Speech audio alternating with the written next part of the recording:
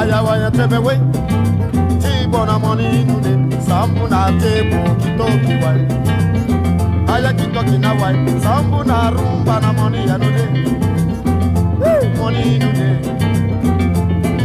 nude, sambuna bongo na money nuwaya, sambuna bongo kitoki wai. Tebu.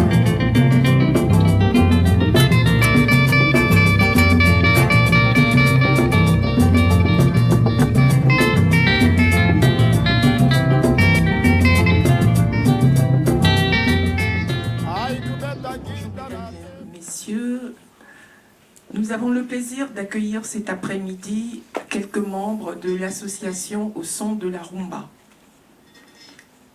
Alors, je vous ai déjà parlé de rumba.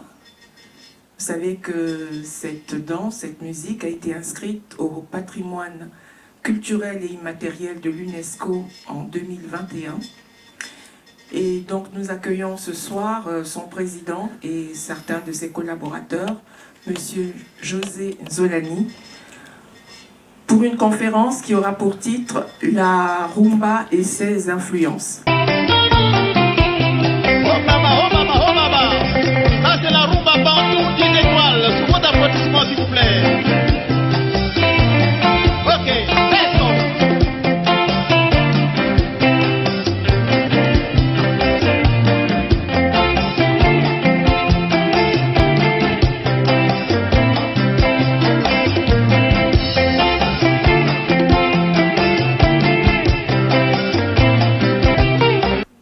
Merci Gillienne de cette invitation. Merci Reims de nous accueillir. Effectivement, la rumba n'est plus seulement la culture des deux rives du Congo, mais elle est déjà universelle. Et cette universalité a été officialisée le mardi 14 décembre par l'UNESCO. Et la rumba est maintenant inscrite au patrimoine immatériel culturel de l'humanité. Je vous présente Damien Charon. Il a été directeur du conservatoire de Saint-Denis en région parisienne jusqu'à récemment, mais c'est aussi passionné de la culture générale et de la rumba.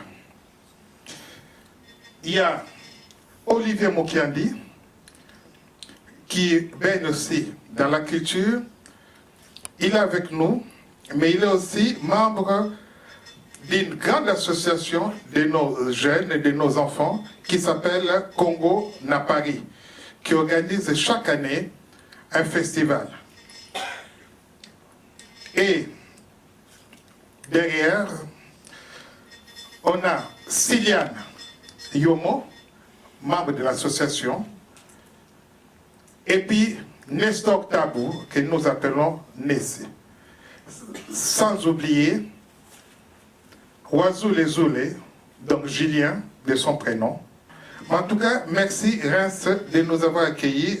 Si quelqu'un veut compléter quelque chose. Bonsoir, j'espère que vous m'entendez. Je suis très heureux d'être là, vraiment. C'est toujours un plaisir de partager cette culture congolaise, comme il a dit, qui était universelle, avec des gens qui, au premier abord, ne sont pas familiers de cette culture. Donc je suis vraiment très très heureux de venir ici, et c'est un grand plaisir de venir à Reims pour la première fois, et de venir transmettre le peu de choses que j'ai à côté de ces monstres géants qui sont à côté de moi. Voilà, merci. Alors je vais aussi ajouter 2 mots. Je suis aussi très content d'être parmi vous. Voilà, donc la rumba est un de mes centres d'intérêt en tant que musicien, donc, puisque j'ai dirigé un conservatoire, je suis maintenant en retraite, mais j'écris aussi de la musique. Et je m'intéresse beaucoup donc aux cultures populaires et à la relation entre les cultures dites savantes et les cultures dites populaires. Et la rumba rentre précisément dans toutes ces questions, à la fois en termes géographiques et en termes historiques. Donc on est là effectivement pour vous présenter cela. Voilà, et puis vous aurez la parole, on pourra effectivement tisser un dialogue voilà, que nous souhaitons fructueux. Pour faire la liaison avec ce que vous avez vécu dans cette même salle le 12 mai, parce que pour beaucoup, quand on entend parler de la rumba, on pense à la danse, à la musique. Mais pour nous, la rumba, c'est au-delà de ça. La rumba, c'est un fait social. On retrouve l'histoire dans la rumba. On retrouve les aspects festifs dans la rumba. Et voire même de la politique. Quand je parle de politique, ce n'est pas dans le sens gauche-droite. Politique dans le sens grec du terme. Politeia. La vie de la cité, de la société. Historique, on a l'histoire ancienne, le triste de mémoire, la traite négrière, qui a fait que la culture africaine se retrouvait aux Amériques. Je dis aux Amériques. Et ensuite, festive, comme dit le professeur Yoka, Yebe Moudaba, un des membres du comité de pilotage de la candidature de la rumba à l'UNESCO, il y a aussi l'aspect festif, parce que dans nos fêtes, s'il n'y a pas de musique, ce n'est pas une fête. Mais moi, j'irai au-delà des côtés festifs dans tous les aspects de la vie, que ce soit la naissance, même à l'enterrement. On ne conduit pas nos proches à leur dernière demeure sans les chants. Mais ce n'est pas toujours les mêmes musiques. Et puis au retour, il y a toujours la musique. Et cette musique se retrouve aussi parfois dans des disques, et aussi politique. Alors je risque d'être long là-dessus, mais il y a un fait politique que la rumba fait et qui me fait vraiment plaisir, c'est que on a un pays qui s'appelle le Congo. Et ce Congo historique a été divisé sur 3 pays. L'Angola, le Congo-Kinshasa, le Congo-Brazzaville et je dirais même une partie du Gabon. Mais aujourd'hui, quand on parle du Congo, on pense aux 2 voisins du fleuve Congo. Et c'est la rumba qui unit toujours les 2 Congos. Et d'ailleurs, la candidature de la rumba pour son inscription au patrimoine immatériel culturel de l'UNESCO a été faite, même de ces mêmes écritures, entre les 2 Congos. Et déjà avant même ça, les musiciens ont toujours été contre le conflit qui de temps en temps entre les 2 Congos. Ils n'aimaient pas ça, hein, de tous les temps, vous voyez. Et moi, je laisse la division aux politiques et nous, au niveau rumba, nous sommes les mêmes peuples et maintenant, ça dépasse les frontières du Congo et c'est maintenant universel. Par rapport aux origines de la rumba, il y a plusieurs thèses qui se contredisent. Je vais vous prendre 2 personnes. Il y a le défunt Sylvain Bemba, écrivain, musicien, musicologue. Pour lui, la rumba est venue des pays Congo. Par pays Congo, comme je disais, il faut attendre le Congo-Brazzaville, le Congo-Kinshasa, le nord de l'Angola et une partie du Gabon. Et ça a été apporté en Amérique, aux Amériques, par des esclaves pendant la traite négrière. Et la rumba, telle qu'on connaît, a été présentée pour la première fois à l'exposition universelle de Chicago en 1933. C'est là que les Européens ont découvert cette danse, cette façon, cette expression culturelle et l'ont apportée dans leurs colonies. C'est là que nous, les Africains, on a découvert une nouvelle danse sans savoir que c'est la nôtre, mais transformée. Ça, c'est Sylvain Bemba. Il y a notre ami, l'ambassadeur délégué permanent du Congo, de la République du Congo auprès de l'UNESCO, le professeur Henri Osebi. Pour lui, la rumba n'est pas d'origine congolaise, mais d'origine latino, et nous les Africains, on a adopté ça. Bon, on a souvent des discussions là-dessus, mais c'est sa thèse. Et cette thèse, il l'a repris dans un livre collectif, et c'est un livre très passionnant. Quand on a présenté le dossier de la rumba à l'UNESCO, il y a eu un colloque pendant le Covid, on a fait ça, et quand j'ai ce livre entre les mains, je suis frappé par l'émotion, parce qu'il y avait 2 comités scientifiques. Il y a un qui était au Congo-Kinshasa et l'autre, mais ils travaillaient ensemble. Et pendant la préparation de ce dossier, le professeur Mfumu Fila Dissassa nous a quittés. Il n'aurait pas eu l'occasion de voir son combat aboutir. Et il a été remplacé, enfin, pas remplacé, j'aime pas ce mot. Celui qui lui a succédé, c'est le professeur Joachim Emmanuel Gomatete, un éminent professeur. Ça, c'est du côté Brazzaville. Et du côté Congo-Kinshasa, c'était le professeur André Yokaliebe Moudaba. Voilà. Maintenant, ma thèse à moi, c'est quoi? Ça ne vaut que, pour moi, la rumba a des origines africaines. Et amenée aux Amériques, la musique est comme un être vivant. Tout être vivant subit les influences du milieu où il se développe. Et la rumba a subi aussi des influences latino aux Amériques et nous est revenu. Et comme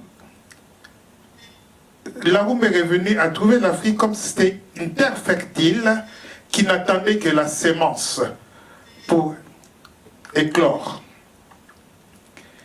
Mais la rumba au Congo a subi aussi les influences d'ailleurs.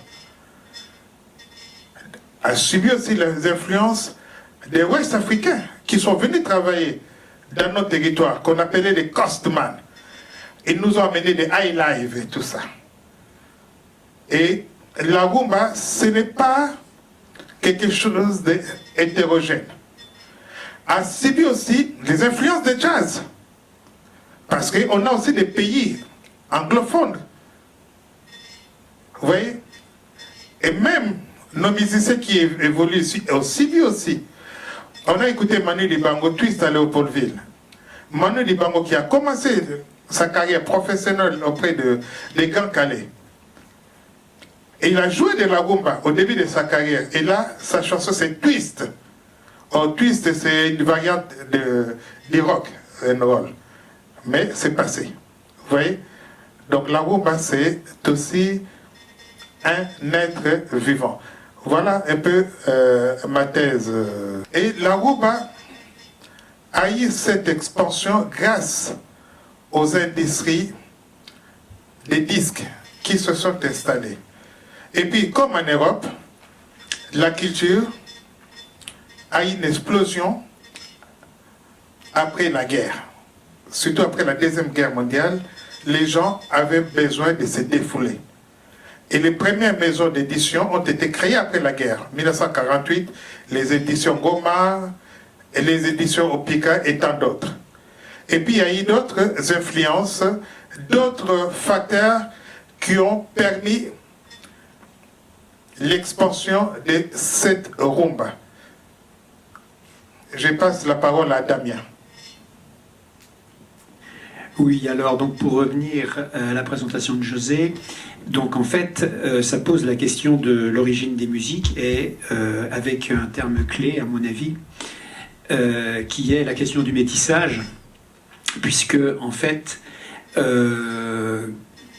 s'il y a des doutes sur l'origine géographique, ou en tout cas si on ne peut pas donner de preuves certaines de ces allers-retours, en tout cas, on peut comprendre, en analysant effectivement ces musiques, quelles sont, comment je pourrais dire, quelles sont effectivement le fruit d'un métissage. En fait, toutes les formes musicales, même les formes historiques et même les formes occidentales, sont ici aussi issues de métissage. On n'a pas l'habitude de voir forcément la musique occidentale comme ça, mais en tout cas, déjà dans la relation entre les musiques savantes et les musiques populaires, Beethoven et Mozart, ils s'inspiraient de musiciens qui étaient des musiciens populaires de leur époque, entre autres. Et pour ce qui est de la question effectivement des territoires, on peut tout à fait comprendre que tous les Africains qui ont donc été amenés en esclavage sur toutes les Amériques aient transporté avec eux des éléments de leur culture et que ces éléments-là soient ressortis, sachant qu'il y a eu beaucoup de Congolais, par exemple à Cuba. Donc, on peut tout à fait comprendre que il y a eu un résultat qui est un résultat de métissage. On pourra du reste en parler tout à l'heure, ça peut faire effectivement l'objet d'un échange là-dessus. Moi, je vais vous parler un petit peu effectivement de la question de l'histoire. On va revenir effectivement sur l'histoire. J'ai donc choisi de vous parler rapidement des conséquences donc en fait de la Seconde Guerre mondiale par rapport à la culture africaine, en étudiant le cas donc au Congo-Brazzaville. La Seconde Guerre mondiale, donc effectivement, a donné une position très particulière donc à ce qu'on appelait les colonies, enfin, qui étaient effectivement donc des territoires colonisés par la France, a donné une position particulière puisque la France était envahie, mais que par exemple le Congo-Brazzaville n'était pas envahi. Donc à ce moment-là, le général de Gaulle, donc pour ne pas le citer, a profité, effectivement, il s'est appuyé sur ces territoires qui n'étaient pas, au point de vue territorial, donc qui n'étaient pas en France, s'est appuyé là-dessus pour effectivement défendre la France et ce faisant, donc, a donné un rôle fondamental à la radio, par exemple. À un moment donné, donc, c'était la voix de la France libre, de ce qu'on appelait à l'époque l'Afrique équatoriale française, dont le gouverneur était Félix Éboué. Le général de Gaulle est passé très fréquemment donc, à Brazzaville et à un moment donné, il a carrément proclamé Brazzaville comme étant la capitale de la France libre. Donc là, c'est simplement des historiques que je rappelle ou que je présente. Donc, et il y avait la même chose, effectivement, donc, de ce qui est maintenant la RDC, le Congo-Kinshasa. Et l'émetteur de radio donc, de Kinshasa était tellement puissant qu'on le surnommait le grand tam-tam de l'Afrique.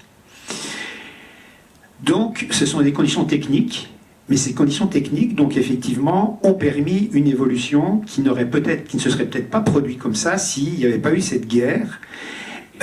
Parce que si l'on réfléchit d'un point de vue anthropologique, ça veut dire que ce qui était considéré comme un pays colonisé, donc, s'est trouvé doté de moyens techniques conséquents et surtout ensuite donc d'une expérience.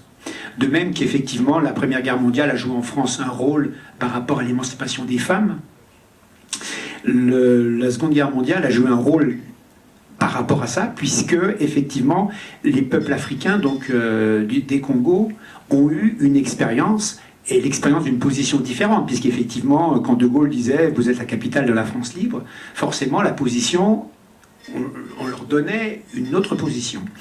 Et ce qui explique qu'effectivement donc cette Seconde Guerre mondiale, elle a joué un rôle, elle a apporté, comme a précisé José, elle a transformé la société complètement.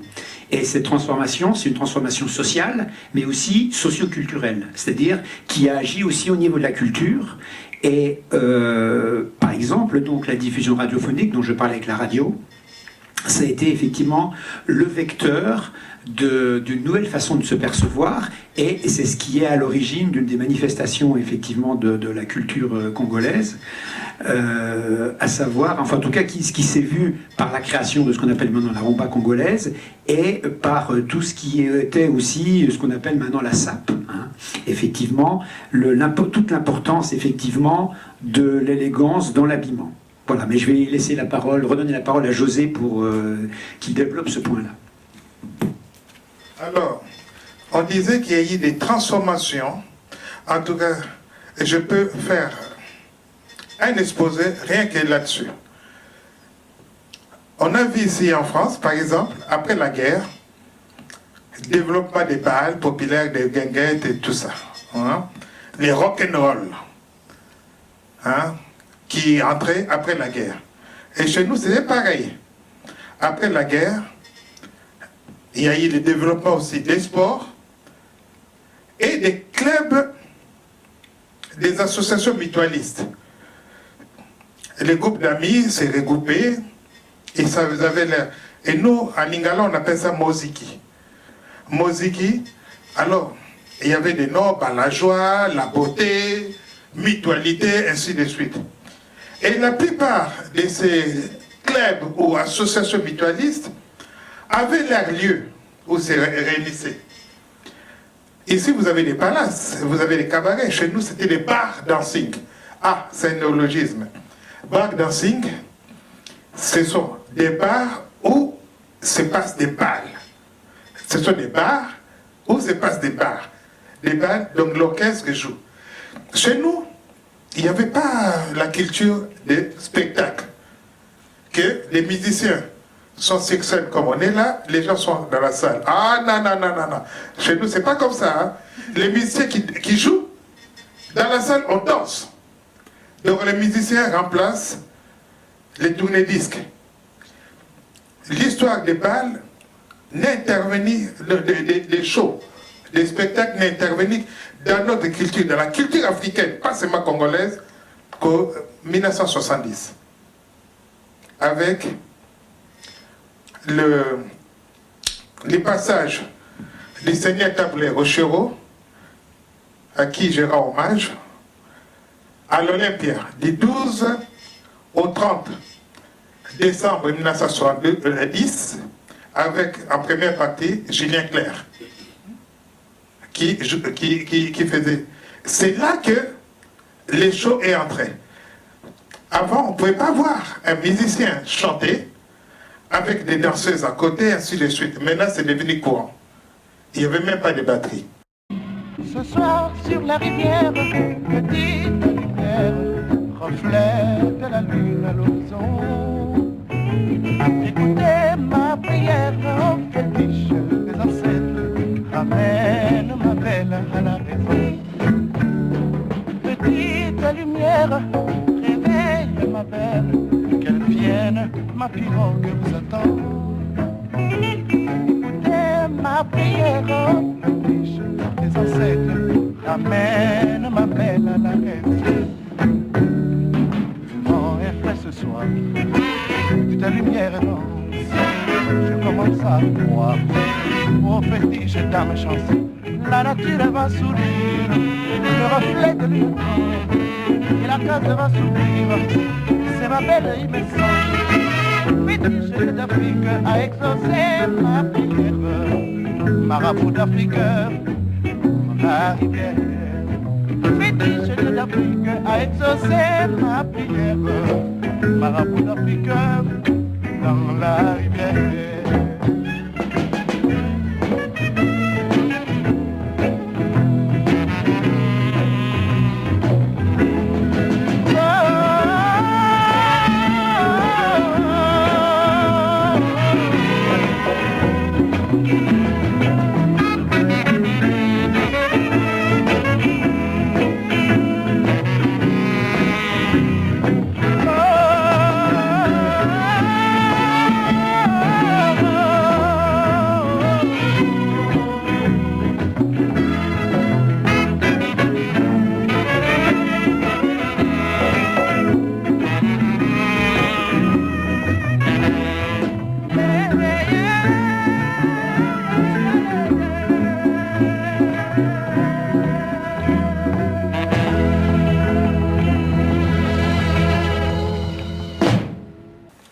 Alors chaque club mutualiste avait son groupe, ils avaient son bar.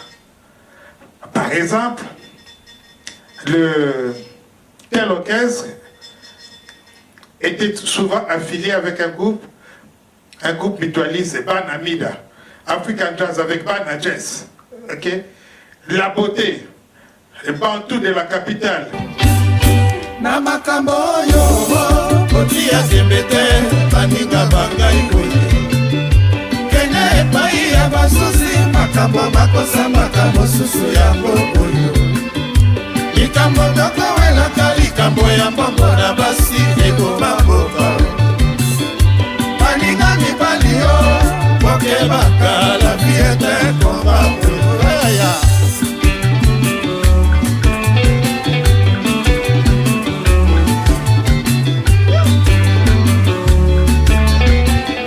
Il y avait plusieurs, bon, Bantou de la capitale, c'est un raccourci, l'orchestre Bantou, créé le 15 août 1959 dans un bar dancing sur la ligne Baka à Brazzaville qui s'appelle Chez Feignon, créé par un métis, Joachim Feignon. Et ce bar existe encore. Moi, j'aurais pu demander aux autorités que ce bar dancing soit classé monument historique comme son homologue à Kinshasa vis-à-vis. Et les Bantous a fait sa sortie là-bas. Et quand ils sont venus enregistrer ici à Paris, chez Loulou Gasté, que beaucoup d'entre vous connaissent, les défunts maris de Lynn Renault, on leur dit, ah non, il manque une chanson pour que vous fassiez un album. Ils se sont regardés, mais ah non, mais nos répertoires. Ils ont dit, bon, on va improviser sur les studios. Ils ont dit, on fait quoi? On improvise sur les charangas. Orchestre, le titre c'est Bantou de la capitale. Et quand ils sont rentrés, toutes les chansons qu'ils ont fait, c'est passé un peu inaperçu, mais cette chanson Bantou de la capitale, c'était un tabac qui chassait à Brazzaville. Et ça a coïncidé aussi, un des pères fondateurs de l'orchestre Bantou a quitté le groupe pour aller aux Antilles, rejoindre les Rico Jazz, Jean-Serge Essou, les 3 S. Et du coup, les gens ne peuvent plus dire orchestre Bantou. On dit maintenant, les Bantous de la capitale, c'est un des plus vieux. Il existe encore jusqu'à nos jours. Le 15 août 59, ezalaka date monene na Congo.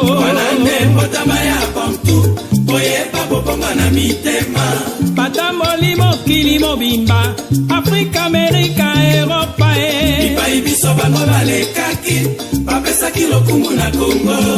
Le 15 août 2019, Bantou a kokisi 60 ans.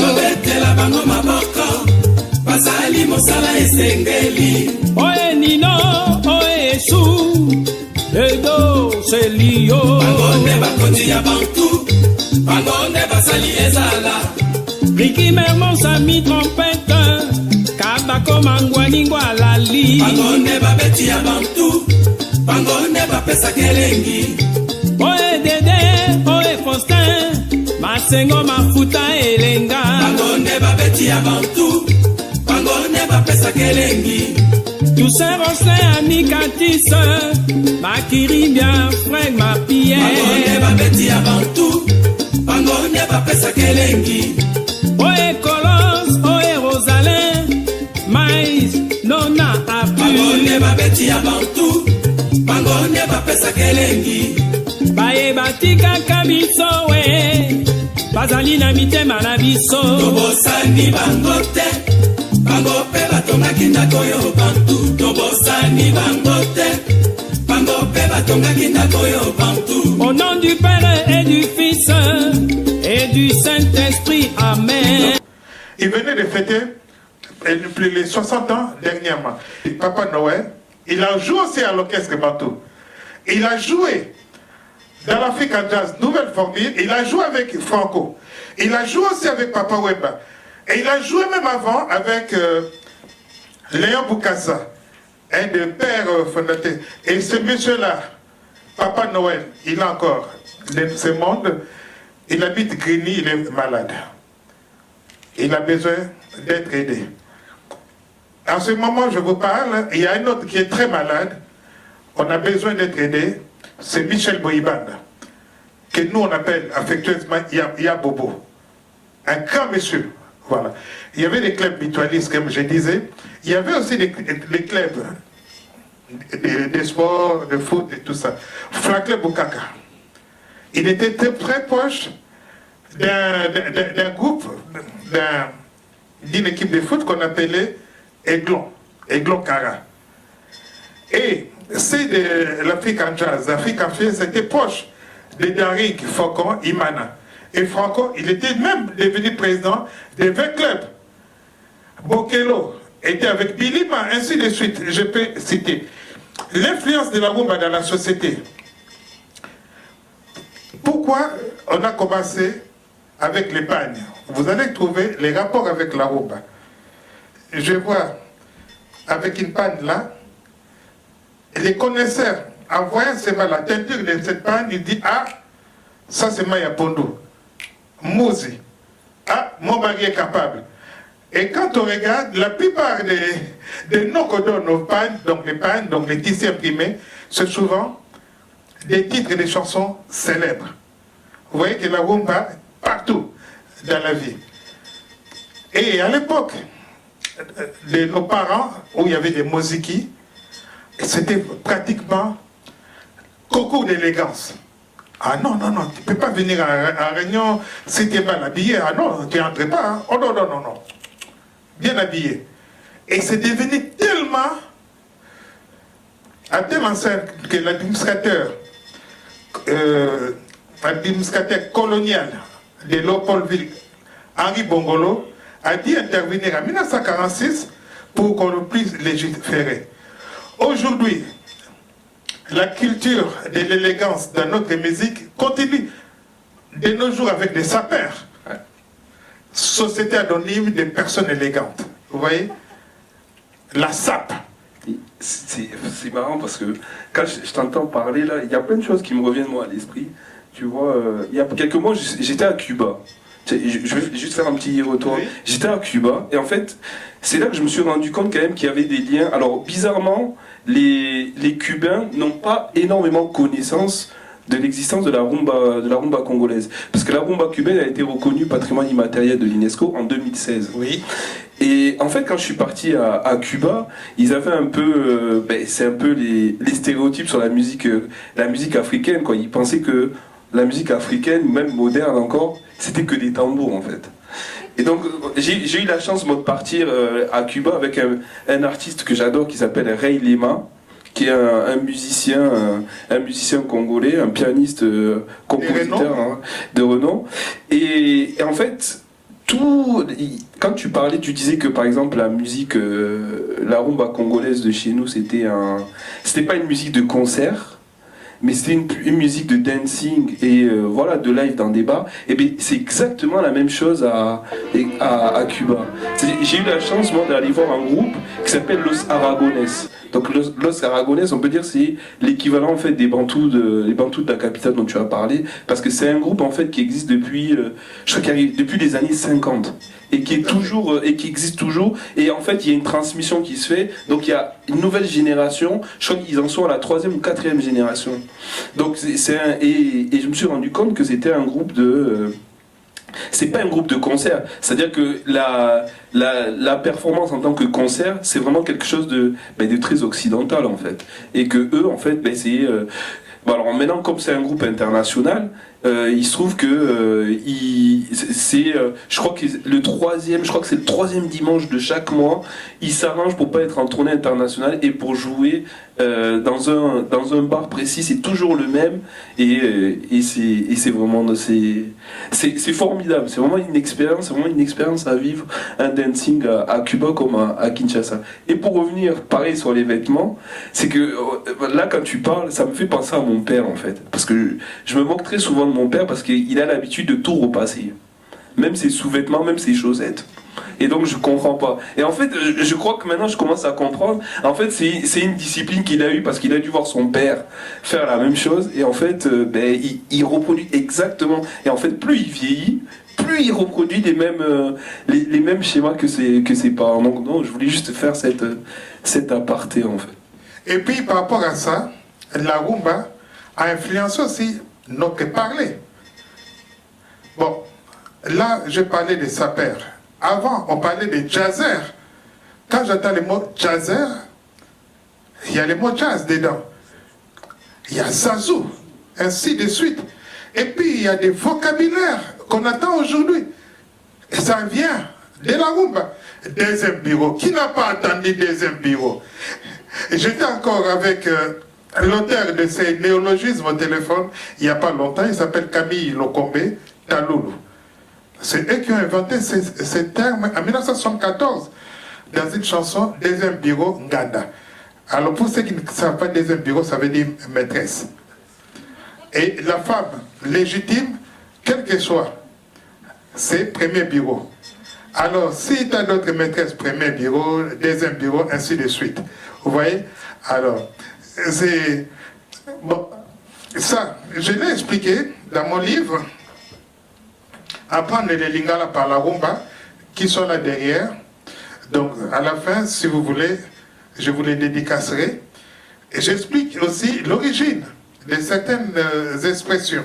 Vous voyez? Par exemple, deuxième bureau, Nganda. Nganda, ça veut dire gargote, dancing, je ne sais pas quoi. Hein. Et c'était deux amis. Il y a un qui était animateur radio, qui s'appelait Jean Mateta Kanda, qui est décédé aujourd'hui. Un autre qui était chanteur dans les gars Makiza. Pour tromper la femme légitime, il disait, ah, je vais au deuxième bureau. Hein. Et c'était un code. Et ils croyaient peut-être qu'ils allaient travailler des heures supplémentaires. Non. Ils se retrouvaient dans leur lieu. Parce que chez nous, les lieux de vie, ici c'est les bistrots. Nous, c'est les Nganda. Les Nganda, c'est quoi? Ça peut être, apparemment, c'est un domicile, mais vous passez à l'arrière-cour, on y mange, on boit. C'était plus les lieux de rencontre. On peut même rencontrer son futur chéri. Hey! Et la rumba, ça permet d'approcher. Parce que la particularité de la rumba, déjà, et je vais finir là-dessus, c'est une danse traditionnelle africaine. C'est une danse qui célèbre la procréation, les naissances. Vous voyez? On simule l'acte pour avoir des enfants. La rumba, ok? Et quand on danse, on est en face de sa partenaire, la bouche de la partenaire est à côté de l'oreille, et vice-versa. Et quand on danse, on peut s'échanger. Les voisins des pistes n'écoutent pas ce qui se passe. Et puis ça peut finir dans des horizons que chacun d'entre nous connaisse. Il n'y a pas besoin de dessin. Et ça permet de perpétuer l'humanité, la vie. Et pourquoi on célèbre la vie chez les Bantous? Nous, les Bantous, nous sommes des peuples d'agriculteurs. Ce n'était pas l'agriculture extensive des tracteurs. On avait besoin des bras. Dans une famille, plus il y a des bras, plus on va bien manger. Ok? Alors les naissances, il faut les célébrer. Et surtout les naissances multiples, les mapassa, les jumeaux. Et quand on veut voir la danse rumba comme c'était dansé à l'époque de nos ancêtres, à la naissance des jumeaux, quand on voit des parents qui sont stricts sur les côtés obscènes, c'est cambrer les reins et dire des mots qu'on ne peut pas dire à d'autres circonstances. On comprend les origines. On comprend les origines de la rumba. Il a dit kumba, ça veut dire nombril. Quand on danse la rumba, nombril contre nombril, on se cambre les reins et les épaules ne bougent pas. Ok? Et quand l'enfant est né, et après avoir fait la rumba, donc en Kikongo, pour fabriquer des enfants, il y a un mot qui se dit zumba. Et vous verrez dans les langues bantoues, ça marche préfixe, suffixe, radical. Il y a les radicales qui reviennent chaque fois mba. Mba. Et dans la rumba, c'est pareil. Quand on fait l'acte, ça s'appelle zumba. Et l'effet de faire l'acte, on dit kizumba. Takizumba, c'est-à-dire en train de fabriquer les enfants. Et aujourd'hui, il y a une danse qui s'appelle kizumba. Donc on revient aux racines des mots, ok? Et l'enfant est porté par une femme, la mère, qui se dit à Kikongo Ndumba. Ndumba, ça veut dire jeune fille. Mais en lingala, Ndumba, ça veut dire quelqu'un qui utilise son corps pour des besoins charnels contre monnaie. Vous voyez? Et quand l'enfant est né, il est attaché à la maman par les nombrils, qui se dit Kumba. D'où l'importance des Kumba. Et d'ailleurs, la charge en Kikongo, en Lingala, ça veut dire Mokumba ou Kumba, ça veut dire la charge. Éduquer les enfants, c'est aussi une charge. Vous voyez les raccourcis de l'histoire. Kokumba, c'est conduire aussi. Voilà. Driver, les guides. Ouais. On peut aller plus loin comme ça. Donc la rumba, d'où notre intitulé, la rumba et ses influences. Aussi bien dans la société, dans l'histoire, dans la vie de tous les jours. Même certains, beaucoup d'entre nous dans la salle ici, nous sommes comme des messieurs Jourdain qui faisaient la prose pendant 40 ans sans savoir qu'ils faisaient la prose. Et nous tous, nous faisons la rumba sans savoir qu'on fait la rumba, mais on l'appelle ça par les noms qu'on veut. Je vous remercie et je passe la parole à Olivier qui va nous faire les liens avec la nouvelle génération. Oui. Donc je vais intervenir pour vous parler, de l'influence qu'elle a maintenant dans les musiques actuelles. Et en fait, vous avez dansé de la rumba et vous ne savez même pas. Je viens de faire une observation par rapport à ce que tu viens de dire, avec Zumba, Kumba, tout ça. Et parce qu'en fait, il y a... alors maintenant, dans les musiques actuelles, il y a un phénomène, il y a un nouveau genre qu'on appelle Zumba. C'est-à-dire, et la Zumba, en fait, c'est... alors, c'est beaucoup dans les musiques urbaines, dans la scène rap, les musiques rap, en fait. Et c'est des musiques qui sont très... qui sont beaucoup moins rythmiques, plus mélodieuses et qui invitent véritablement à danser. Et alors, je vais repartir un petit peu vers les aînés, les pionniers de la rumba congolaise. Et il y avait dans la rumba congolaise, on avait une des grandes figures qui s'appelle Franco. Et on a pu voir le plus gros tube de Franco qui est sorti en 84 ou 85. En juin 1985, Mario. Sinon, nga na problème ezaite. Ngai nasali nde mosala na ngai nayoki nde koyoka nazikisi film.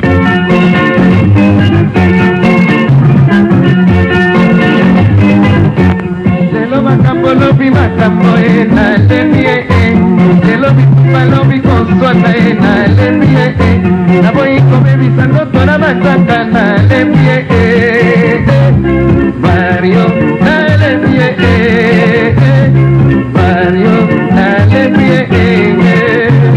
Et Mario, ça raconte, c'est l'histoire. Mario, en plus, c'est rentré dans le langage populaire. Pour dire qu'au Congo, un Mario, en fait, c'est un gigolo. Donc c'est pour vous montrer, c'est encore un des nombreux exemples qui prouvent la place et l'influence sociétale que tient la rumba congolaise dans la musique. Et en fait, la particularité qu'il avait, Franco, c'est qu'il ne chantait pas. C'est-à-dire qu'il avait une manière de chanter qui aujourd'hui est quelque part entre le slam, le chant. C'est vraiment une manière très particulière. Mario, basimizi na soi, basentira les arts, basapata koko, obe mwasi mutasombelaka yo. Suki ekoma milelo, obe mwasi mutafutaka coiffeuse wana Mario. Ah. Et on appelle ça du talking over, c'est-à-dire c'est une manière de parler chanter. Ici, plus communément, l'artiste français qui représente le mieux en fait cette technique du talking over, c'est Serge Gainsbourg. Parce que Serge Gainsbourg, on regarde bien, quand vous écoutez, je sais pas, Bonnie and Clyde avec Brigitte Bardot, il chante pas en fait. Ou du moins, il a une manière particulière en fait de déclamer tout ça. Et en fait, Franco, dans de nombreuses chansons, je pense notamment à la vie des hommes, il a cette particularité de pratiquer les talking over, et c'est aussi une manière de raconter la vie, parce que Franco, c'est aussi un chroniqueur social, quoi. C'est un chroniqueur de la vie de tous les jours, quoi, du quotidien. Il avait tendance de dire, je vais vous le dire en lingala et après je vais vous le traduire. ah, on a qui histoire, nazi qui s'y filme. C'est-à-dire, en gros, c'est pour vous dire que moi, on est venu, on m'a raconté l'histoire, et à partir de ça, j'en ai fait un film, mais un film musical. Donc je trouve que c'est vraiment une expression qui traduit très très bien en fait le talent de Franco. Et c'est un talent de storytelling, c'est une technique de storytelling, et la technique de storytelling, c'est une des techniques qui est vraiment à la base du rap, c'est-à-dire raconter son quotidien. Et raconter son quotidien, vous raconter cette histoire-là et vous faire croire. Mario, on y va Mario, Mario, Mario, yo kalisinga na kolia tai na yo, o kalisinga na kolia démarche na yo, yo mobali mobimba. Osombela mwasi ata singabusi te kaka na pesa kana droite yo zongisela nga na gauche. Mario ah tala Mario moko mosuna yelobaki bona bitala pasi ya pamba tolinga na biso mibale kwa balwambo bana taille serrée. Justement que cette histoire-là, c'est moi-même qui l'ai vécue. Or, c'est pas moi qui l'ai vécue, c'est juste quelqu'un qui est venu et qui m'a rapporté. Et en fonction de ça, eh ben, j'ai dit, je vais la retranscrire et vous donner l'impression en fait que cette histoire, elle est bel et bien réelle. Et ensuite, le lien avec la chanson française, entre la rumba congolaise et la chanson française, il y a dans les années 80, il y a eu quelques tubes au top 50 où on entendait du lingala. Je pense notamment à Bernard Lavillier avec Nzongo Soul, un morceau qui s'appelle Noir et Blanc. Noir et Blanc, ça donne, c'est la musique est un cri qui vient de l'intérieur. Et à un moment donné, vous entendez, il y a du lingala. Et dans ce morceau-là, pardon, Botikaye, Asalini Nipenza, vous laissez-le tranquille, qu'est-ce qu'il a fait? Et puis il continue, c'est la voix de Mandela, nanana, et Zongo Soul, qui est aussi le neveu d'un grand chanteur congolais, qui s'appelle Théo Blaise Conco, qui est du côté de Montreuil, un grand ami à nous. Donc il y a eu ça, ensuite de Lingala on en trouve dans un autre tube, alors qui est un petit peu passé aux oubliettes aujourd'hui, mais il y avait un tube d'une chanteuse qui s'appelait Sarah Mandiano, qui s'appelait J'ai des doutes. Sokina Tembe.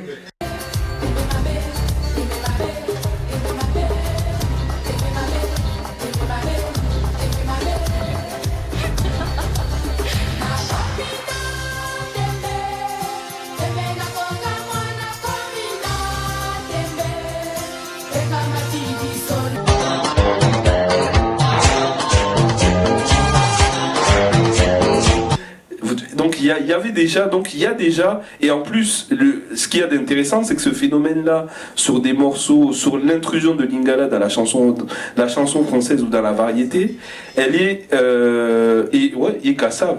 Il y a Kassav aussi également. Il y a des, ouais, c'est vrai que Kassav aussi, oui.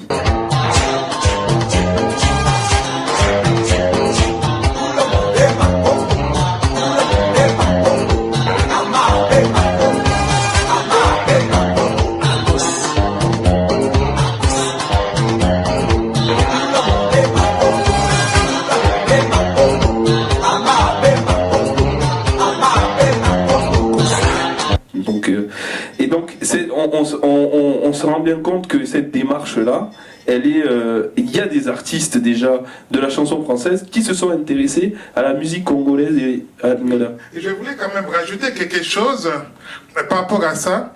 On parle toujours le va-et-vient entre Kiba et l'Afrique.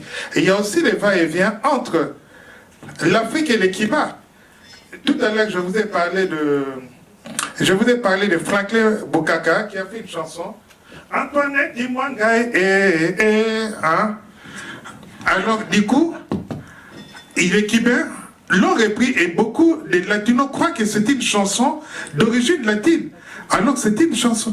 Et dernièrement, à la mort de Grand Calais, un couple de Cubains ont rendu hommage en Lingala au Grand Calais. Voilà un peu ça, la musique, c'est un être vivant. Continuez. Ouais, c'est un être vivant, Et le lien entre la chanson française et la chanson congolaise en est une preuve évidente. Mais après, plus particulièrement, alors à un moment donné, on fait dans le mini reportage qu'on vous a montré, on parle du Bissona Bisso. Bissona Bisso, c'est un groupe qui vient. Alors la genèse de Bissona Bisso, Bissona Bisso, ça signifie en lingala entre. Bisso, Bisso, Bisso, Bisso, Bisso, Bisso, Bissona Bisso, Bisso, Bisso, Bisso, Bisso, Bisso, Bisso. Il y avait Calbo, dans Bisso c'était le grand Wandou. Lacoste, stéréo, ne dérangez pas surtout. 100% Congo, Weston, Croco. Les coucous comme Rocco, il laisse croquer les go. Plein de tricks dans les cocovoli Bengele. Arsenic, Nassik, Kabamindele. Je me souviens de son show, il était ngolo. Très souvent il chassait pour le ngolo. C'est-à-dire entre nous. Et la genèse de ce groupe, elle est très très intéressante parce qu'en fait c'est le rappeur Passy qui est à l'initiative de ce groupe-là. Et en fait, il monte ce groupe-là au moment où il y a la guerre civile au Congo-Brazzaville en 97, quand il y a les troupes de Sassou qui combattent face au pouvoir de Pascal Lissouba. Et en fait, l'idée du Bissona Bisso lui est venue, il s'est dit mais attendez, il y a une guerre en train de se déchirer entre frères et nous on va montrer que en fait on a la possibilité, la capacité à travers la culture, à travers notre art, de montrer qu'on peut s'unifier pour magnifier notre culture et donc ne faire plus qu'un. Et donc c'est pour ça il s'est dit mais attendez, il regarde toute la scène, il se trouve que au moment où lui il explose avec son morceau Je zappe et je mate, il se trouve que autour de lui il y a beaucoup de gens, il y a beaucoup de gens de rappeurs qui sont issus du 95, du Val d'Oise, donc plus précisément du secteur de Villers-le-Bel, Sarcelles, et qui explosent au même moment. Il y a Arsenic qui explose, il y a Mystique qui explose, il y a notamment Benji de Jackie et Benji des Nègres Marrons avec ce morceau Le Bilan qui a cartonné, qui a été numéro 1, qui a été un gros tube en France. Et donc ils se disent on va mutualiser nos forces pour envoyer au pays en fait un message d'espoir et de montrer que si on se rassemble tous, peu importe nos origines, notre appartenance ethnique, on est capable de sortir quelque chose de magnifique. Et d'ailleurs, ils feront avec ça, ils feront la tournée des Zéniths, et c'est un album. J'en parlais il n'y a pas longtemps avec Benji qui disait non mais Olivier, il y a les chiffres aussi officiels, mais si tu te rendais compte des chiffres officieux, mais comment cet album il a été piraté en Afrique, des cassettes qui ont été vendues en douce. Et il me dit bon mais ça c'est le revers de la médaille, mais c'est quelque chose, symboliquement c'est quelque chose de très très bon. Et alors là on est dans les années, le Bissona Bisso, on est fin des années 90, et puis après ce mouvement-là du rap qui fricote avec la rumba congolaise, parce que la volonté aussi avec le Bissona Bisso, c'est que en fait la musique rap est une musique qui vient des États-Unis. Et donc Passy est parti aussi du principe, il s'est dit mais attends, les Américains qui font du rap, quand ils vont sampler, ils s'inspirent de leurs idoles à eux, de leurs aînés qui ont fait de la soul ou du jazz. Mais nous, on a aussi un patrimoine qui est hyper important. Et pourquoi nous, on ne pourrait pas le valoriser? D'où justement cette envie d'aller piocher dans le patrimoine musical congolais et plus largement africain, parce qu'il y a beaucoup sur l'album du Bissona Bisso, il y a énormément de musiciens qui interviennent. Il y a Jacob de Varieux, il y a qui est des Antilles, et il y a des Ismaëlo qui est du Sénégal. Donc c'est vraiment à la fois une volonté d'affirmer la fierté d'être congolais, d'avoir une partie de son identité qui est congolaise autant que française, et la volonté aussi d'envoyer un message d'espoir et un message panafricaniste. Et après cette séquence-là, c'est pour vous dire à quel point le secteur de la musique est assez cyclique.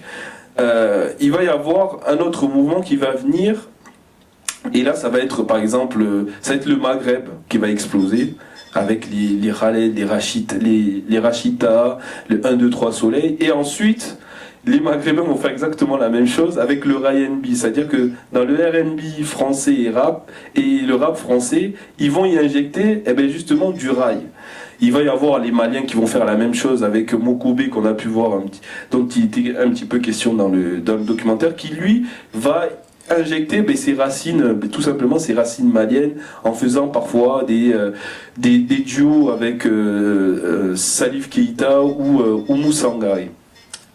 Et pour en revenir plus particulièrement après au rap et à la musique congolaise, il se trouve que il va y avoir, pendant qu'en France on est un petit peu dans ces tendances aux influences maghrébines dans la musique, dans la scène rap, dans les musiques actuelles, en Belgique, qui est un pays un peu plus petit, il y a quand même des artistes qui vont, compte tenu aussi du lien historique qu'il y a entre la RDC pour le coup et la Belgique, qui vont entretenir ça. Et je pense notamment à un rappeur qui s'appelle Balogi, que j'aime énormément. D'ailleurs, au passage, il a sorti un film qui était présenté à Cannes et il a obtenu le prix Un certain regard pour son premier film. Et c'est un artiste à la fois visuel, mais c'est aussi un artiste rap. Et lui, il a fait exactement pareil. Il allait sampler des morceaux samplés, c'est-à-dire prendre des échantillons, créer une chanson à partir d'échantillons de musique congolaise. Et il va perpétuer justement cette tradition-là dans la scène musicale francophone. Et je parle de Balogi parce que c'est pas anodin, parce que à la suite de ça, l'influence de la musique congolaise dans les musiques actuelles va revenir. Et là, pour le coup, elle va revenir. Ça va pas être avec un descendant avec un descendant congolais, mais ça va être avec un artiste originaire du Rwanda et qui s'appelle Stromae. Et Stromae va faire un morceau qui va cartonner et sur lequel vous avez tous dansé à un moment donné, qui s'appelle Papa Outé. Parce que dans Papa Outé, il y a un motif musical à un moment donné, la guitare, qui a été joué par une grande figure, un grand guitariste congolais, une grande figure de la musique congolaise, qui s'appelle Dizzy Mandjekou. Et c'est Dizzy Mandjekou, à un moment donné, vous avez une rythmique guitare, en fait, qui est juste un sében.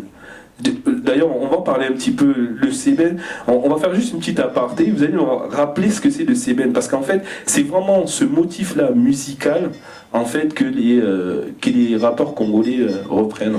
Oui, sébéné. Bon, lui il dit sében comme disent les Européens, mais on dit sébéné.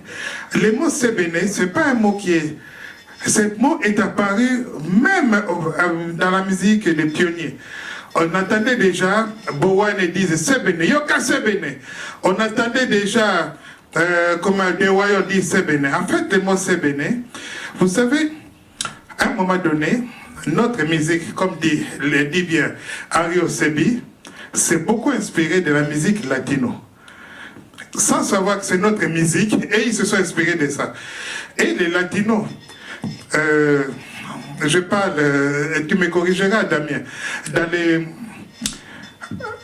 les jazz, il y a dans la musique, on appelle les accords des septièmes, qu'on utilise beaucoup dans les jazz. Or, les latinos, pour dire septième, les V, seven, les V, ils ont tendance à dire B. Nous savons, vous savez, au lieu de dire vous savez, les latinos, au lieu de dire seven, et nous on a fait sebene. C'est tout comme un musicien de chez nous, il voulait se donner comme nom de scène Windsor, il n'arrivait pas à prononcer Windsor, c'est devenu Wendosor, en abrégé Wendo. Vous voyez un peu. Alors seben, ça vient des accords de seven, des accords des septièmes. En fait, quand on joue la rumba, les partitions qui sont, enfin les partitions, les moments où on veut faire bouger, devenir un peu rythmé pour faire danser, on dit les sebene.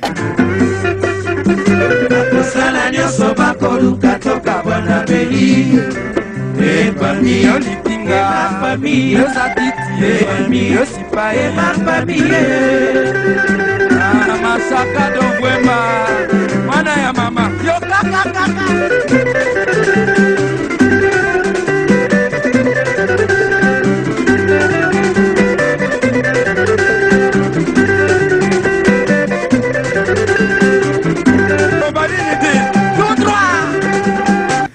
Et à une certaine époque, on a appelé ça boucher.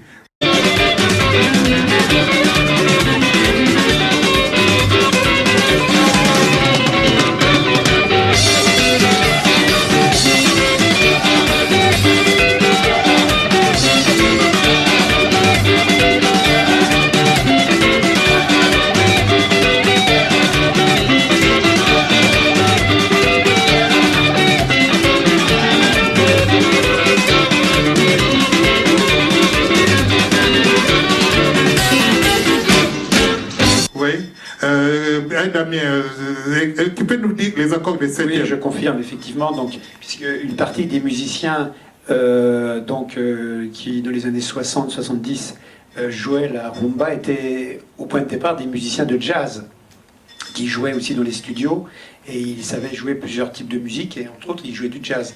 Et donc, effectivement, dans le jazz, au niveau harmonique, on utilise beaucoup d'accords de 7e. Et donc voilà comment ça s'est fait, effectivement, à un moment particulier, donc où effectivement, quelque part, on va accélérer le tempo, hein.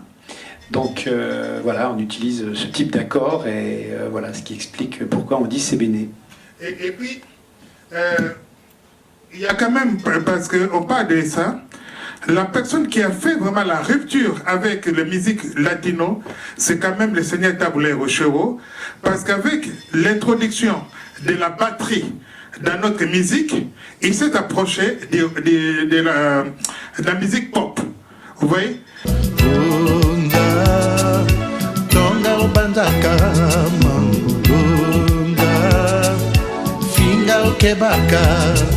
Oyaki libala bobanda mama na yambi yo na boboto nalakisi kolata kosukola ongengi enemi ya liboso senga ngunza oyo nde mokili gogoma ngunza mpasi ya mwana moto. Et il a fait Martin Luther King. Quand on écoute cette chanson, c'est vraiment des soul music, et il a fait des musiques. Quand on écoute Boilé, on dit Martin Luther King eloka kufeli ozali kokamwa o awelise boboto bato po baboma ye Martin Luther King akei Johnny Hallyday ye akoyembaka akopesaka bisengo.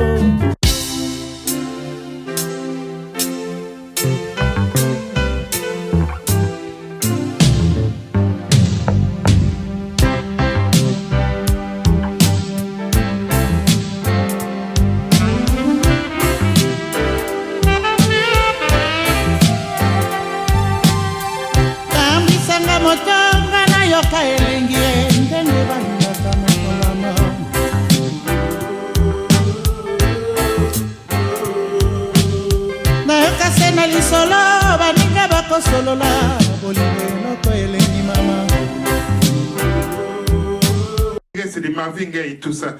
Et aujourd'hui, s'il y a eu des Papa Wemba, il y a eu des Zaïko et tout ça, des Koffi Olomide, c'est grâce, entre autres, au Seigneur Taboulé Rochero qui a fait vraiment cette rupture. Donc c'était la petite partie. Alors, sebene, je vais bien le prononcer. Il faut que je rende hommage quand même à mes ancêtres. Sebene, qui s'écrit le seben. Et parce que c'était très important, parce que c'est un rythme qui est... Le sebene, c'est un rythme qui est très très important dans la musique congolaise. Et d'ailleurs, le sebene, ça donne le soukous aussi. Le soukous qui cartonne, qui a cartonné aux Antilles. Alors, les soukous, c'est un mot. Il y a la contraction des deux mots. Il y a un mot français, sekous, un mot lingala, soukuma. En fin de compte, beaucoup de phénomènes musicaux commencent dans la rue. Dans les rues de Brazzaville, ville que les Rémois connaissent très bien, il y avait des jeunes qui dansaient, qui faisaient une danse qu'on appelait boucher. Vous voyez? D'où ça vient le boucher? J'en sais rien, c'était au milieu des années 60. Et Rochero a voulu mettre un peu de musique à ce rythme-là. Il a appelé ça soukous. Et curieusement, à cette époque, au milieu des années 60, aux États-Unis, régnait un rythme qui est issu de soul music qui s'appelait jerk. Du jerk, ça veut dire secouer. Et qui a été popularisé notamment par James Brown.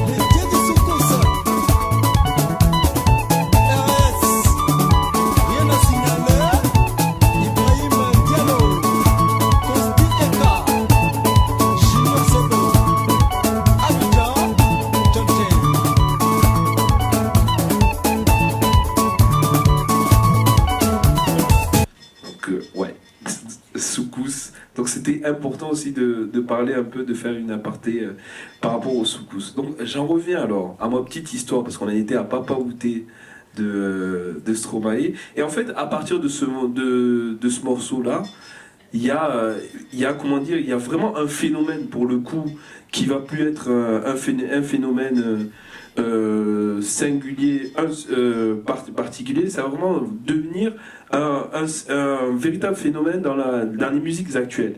Alors, énormément dans les musiques rap, et je vous parlerai, il y a quelques exemples quand même où il y a eu des introductions de musique congolaise dans d'autres styles musicaux. D'ailleurs, si on regarde bien Stromae, d'ailleurs, c'est pas du rap, hein, c'est de la pop, parfois avec des influences électro. Et à partir de ce phénomène-là, et ensuite il va y avoir un gros tube qui va arriver, qui s'appelle Sapé comme jamais. Alors Sapé comme jamais de Gims, il faut...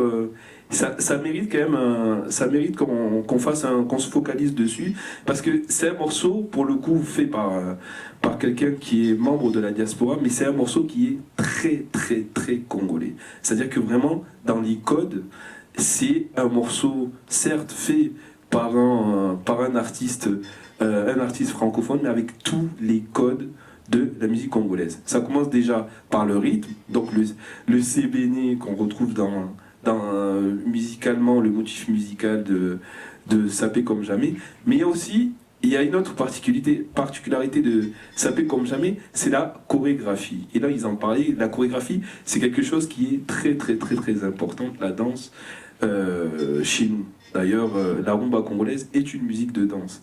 Et Gims, qui est comme son frère Dadju, sont des fils de musiciens, parce qu'on parlait de leur père Juna Janana, qui a été musicien au sein d'orchestre de Papa Wemba. D'ailleurs, Papa Wemba, c'est un des artistes congolais qui a été énormément influencé et qui a mélangé des gens, qui a mis dans sa rumba congolaise, qu'il a appelé d'ailleurs de la rumba rock, qui a mis du rap. Donc au milieu des années 90, il y a des prémices justement de cette relation de l'autre côté de la Méditerranée, à travers par exemple cet artiste Papa Wemba. Et donc Gims, par rapport à Sapé comme jamais, il se rend compte que la chorégraphie est très très forte et très importante, même au Congo, pour qu'en fait un tube, pour qu'une musique, une chanson soit véritablement un tube, que tout le monde interprète ça, que ça joue à l'intérieur des taxis, à l'intérieur des bars ou dans les fêtes familiales, il faut une chorégraphie. Et là, il a parfaitement compris ça. Et c'est pour ça que Sapé comme jamais, quand les gens dansent, c'est Sapé comme jamais. On fait... Il est vraiment Sapé comme jamais, sapé comme jamais, sapé comme jamais, sapé comme jamais, la loulou est bouté comme jamais, sapé comme jamais, sapé comme jamais, sapé comme jamais, la loulou est boutin, la Coco na Chanel. On fait cette petite chorégraphie qui est vraiment très très simple, mais qui a énormément son utilité. Et c'est d'ailleurs une chorégraphie qui fait en plus la liaison avec le thème, c'est-à-dire le sujet de la chanson, qui est la SAP, dont on parlait tout à l'heure, la société des ambianceurs et des personnes élégantes, dont son père, donc le père de Maître Gims, est l'un des membres, étant donné qu'il était dans l'entourage de Papa Wemba, qui est le pape de la SAP. Donc ça, c'est un des éléments qui est très, très important. Et ensuite, il y a un autre élément qui est un peu plus, qui est un peu plus discret, mais qui a son importance et qui est très congolais, parce que c'est le Mabanga. Alors, le phénomène de Mabanga, c'est un phénomène qui est arrivé dans les années 70. Alors, le Mabanga, en fait, ça veut dire pierre. C'est un peu comme une fleur, comme un petit poussé. Pour retrouver son chemin, il plante des cailloux. Mabanga, ce n'est pas un phénomène nouveau. Déjà en 1960, quand on écoute Indépendant, hein, on cite les noms, les personnalités.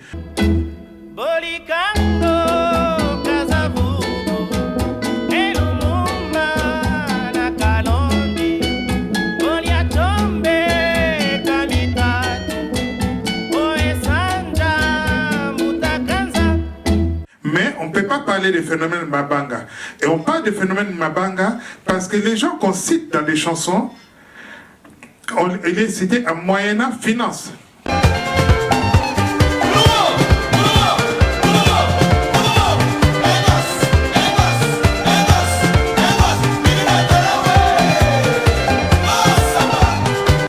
Ils payent pour être cités. C'est pas comme si c'était des publicités qu'on plaçait, etc. Alors que citer les noms des personnalités ne commence pas aujourd'hui. On écoute Amika Leli Popongo Yao. Amika Leli Popongo Yao. Boyaka Opoto Sagana. Boyaka Opoto Mekata Nzoko. Amika Leli Popo. Batu ya Mokali Popo. Kidi Maleboyo Etona Bato. Fungola Miso Binobana. Ojali Piba Congolais. Vous voyez, on cite les personnalités, mais c'était pas mercantile comme aujourd'hui.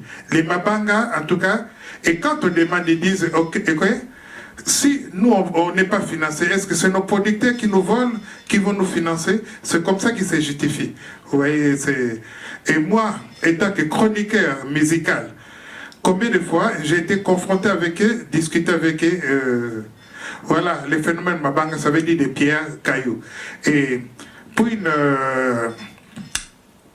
dans l'Argot de Kinshasa,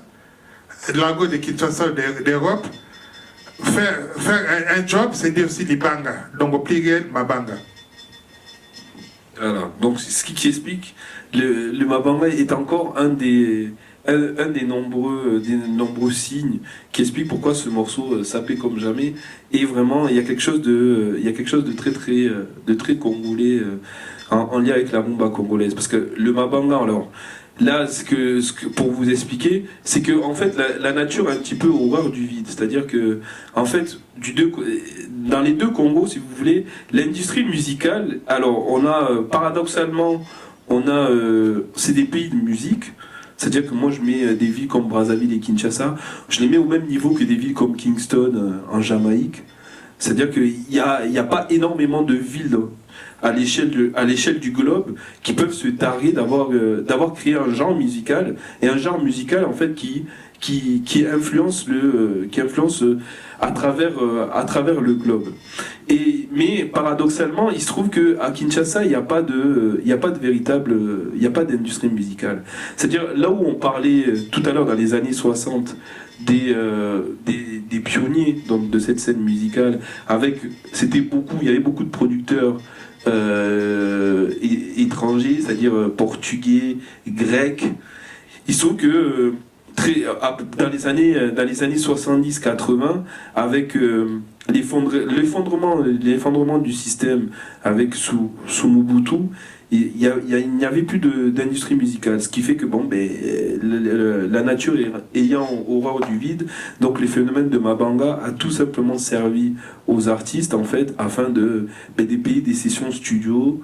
Donc on chantait à l'honneur de un tel et en échange d'une rémunération qui permettait justement à l'artiste de vivre. Damien, toi qui étais directeur des conservatoires, par rapport à tout ce qu'on vient de dire là, un petit commentaire de ta part. Alors, effectivement, je pense que ça c'est une question qui est récurrente dans toute l'histoire de la musique. Si on prend la musique vraiment au sens très large du terme, et qu'on ne mette pas simplement les musiques liées à l'écriture et les musiques occidentales, ou musique dite savante, dans toute culture populaire, il y a bien évidemment des gens qui s'approprient, qui trouvent le moyen de s'approprier, parce qu'en fait c'est ça. On peut simplifier le problème en disant voilà, je suis un individu, j'ai un mode d'expression, j'ai un instrument, ou je suis peintre, ou je suis poète, et j'ai envie de communiquer, et soit on estime effectivement qu'on doit passer par un apprentissage académique, soit on estime qu'on est capable de trouver en soi les outils pour trouver ce dont on a besoin, surtout si effectivement, par exemple, on a la chance d'avoir, pour un musicien, d'avoir une bonne oreille, d'avoir compris certaines choses. Donc bien évidemment, alors ça c'est le cas des grands musiciens de jazz, donc effectivement qui peut-être ne savent pas lire une note parce qu'ils ne sont pas passés par un circuit traditionnel, entre guillemets, mais ça ne veut pas dire qu'ils ne sont pas musiciens. Parce qu'en fait, la musique, c'est à la fois, on va dire, pour prendre un peu de hauteur, à la fois la musique, c'est une connaissance rationnelle, mais c'est aussi quelque chose qui est de l'ordre de l'émotionnel. Donc, ça veut dire qu'on a besoin d'outils rationnellement, donc effectivement, un certain apprentissage pour s'approprier des techniques, mais des techniques, donc cette fois-ci, qui sont des techniques de restitution, on va dire, mais on a aussi, en tant qu'être humain, une envie de s'exprimer. Alors, on trouve, ce qu'il y a en nous, on trouve plus ou moins le moyen de s'exprimer, on trouve plus ou moins le moyen de sortir, et trouve surtout le lien à des outils qui soient adaptés avec ce qu'on veut dire et avec ce qu'on peut dire. Donc, effectivement, on peut trouver des musiciens de jazz qui, effectivement, n'ont pas forcément, ne savent pas forcément lire une partition classique, ou ne sauraient pas... Voilà, mais ça ne veut pas dire qu'ils ne sont pas du tout compétents dans ce qu'ils ont fait. Surtout si on prend l'exemple des musiques populaires, des musiques du jazz, par exemple, où le jazz, c'est quelque chose qui est une... Enfin, moi, quand je définis le jazz, je le définis comme étant une superstructure, c'est-à-dire que c'est quelque chose qui a été emprunté à l'Occident, hein, ça on peut le montrer historiquement, quelque chose qui est emprunté à l'Occident, la gamme c'est à partir d'une gamme au point de départ occidental, c'est à partir de formes, si c'est le gospel, c'est à partir de formes religieuses, des chorales qui étaient chantées dans les églises, mais qui a une spécificité qui est passée par un filtre, effectivement, ce qui fait que, par exemple, la gamme occidentale, elle est transformée, elle devient une gamme blues. Sans que ce soit forcément formalisé au début, mais c'est quelque chose, effectivement, alors après on peut aller plus loin, on peut expliquer pourquoi, comment ça fonctionne une gamme blues, pourquoi effectivement c'est pas la tierce majeure, la tierce mineure, et pourquoi il y a la superposition des deux, à cause de ce qu'on appelle une tierce neutre, qui se trouve dans les musiques africaines, par exemple, hein, parce qu'effectivement c'est des musiques non tempérées, les musiques africaines. Alors là je parle un peu pour les spécialistes, je m'en excuse, mais effectivement, donc les musiques non tempérées, et donc après on comprend, le jazz utilise ça, donc il y a des racines fondamentalement africaine du jazz, et c'est quelque chose qui est pas forcément conscient, ou qu'on ne peut pas forcément conscientiser tout de suite, mais ça veut dire qu'on peut y accéder de façon, parce que le blues, par contre, je dirais, tout musicien effectivement qui est un petit peu élevé dans l'élément du blues, rencontrant un autre musicien, est tout à fait capable de jouer avec lui, de reprendre effectivement le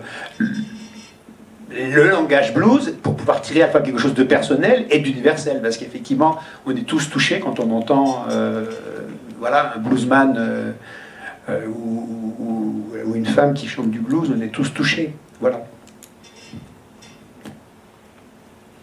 Bon, mais sur ces bons mots, pour nous c'est merci beaucoup d'être venu. Merci beaucoup de nous avoir chaleureusement accueillis à Reims. C'était un plaisir d'échanger avec ces deux messieurs et de vous transmettre le peu que je sais moi sur la rumba. Et donc mais pour ceux qui veulent des questions et des réponses en aparté, on se retrouve là-haut pour les dédicaces des livres. Merci beaucoup. Voilà. Et je voulais remercier donc l'association Reims-Brazzaville et le technicien Mehdi. Voilà. C'est vrai. Merci beaucoup. Et toutes les personnes qui ont permis cette réalisation. Et puis on est toujours prêts, si vous avez besoin de nous, on est toujours là. Pour ma part, c'est la deuxième fois que je viens à Reims pour parler de la rumba. Et j'étais venu il y a quelques mois à l'école polytechnique à l'invitation des étudiants. En tout cas, merci Reims, je pense qu'on va être sacrés comme les rois de France.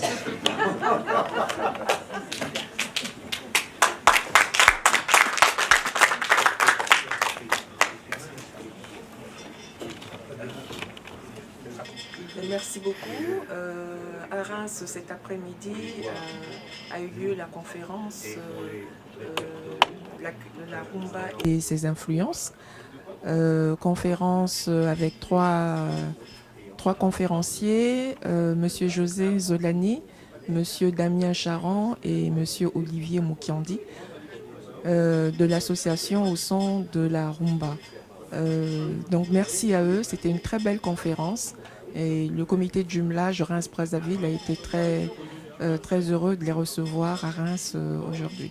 Merci et à très bientôt, je l'espère.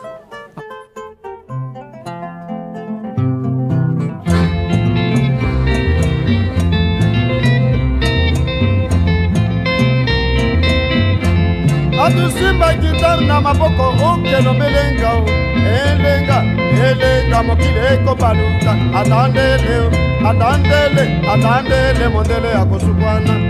Atandele, baluka. Atandele, mokili ekobaluka.